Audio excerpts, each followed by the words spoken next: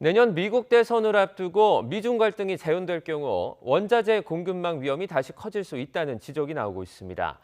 빅매치가 예상되는 조 바이든 대통령과 도널드 트럼프 전 대통령 모두 미국 우선주의로 표심에 호소할 것으로 보여 중국과의 갈등은 더 깊어질 전망입니다.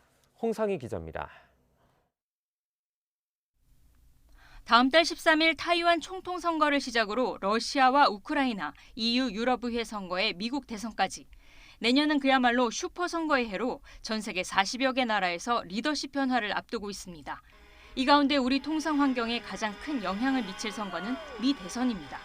인플레이션 감축법, IRA로 친환경 산업을 지원했다는 바이든 대통령에 맞서 트럼프 전 대통령은 취임 시 IRA 백지화를 내세우는 등 표면적으로는 대립하고 있지만 속내를 들여다보면 두 예비 후보 모두 자국 우선주의가 핵심입니다.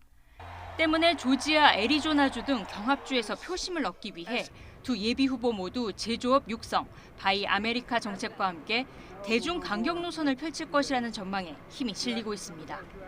바이든이나 트럼프 모두 미국 중심적인 생각을 갖고 있다는 겁니다. 모두 중국에 대해서 굉장히 강경한 입장을 보이고 있다는 부분이고요.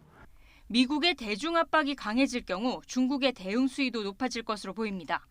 올해 미국의 대중국 기술 봉쇄에 맞서 핵심 광물 수출 통제에 나선 중국의 자원민족주의가 다시 현실화할 경우 원자재 공급망 리스크가 더 커질 수 있다는 겁니다. 흑연 같은 경우에도 재련 분리 능력은 중국이 90%를 지배하죠. 내년에 이제 미국 대선을 앞두고 있기 때문에 중국과 미국의 강대강 국면이 될 가능성이 있기 때문에 그와 관련돼서 이제 공급망 리스크에 주의할 필요가 있다. 전문가들은 불확실성 확대로 내년 세계 경제가 2% 후반의 저성장 기조를 유지할 것으로 내다봤습니다. 우리 경제는 IT 품목이 수출 회복세를 이끌면서 무역 수지가 3년 만에 흑자로 전환되겠지만 불안정한 대외 환경 속 각국의 통상 정책 변화에 주목해야 한다고 강조했습니다.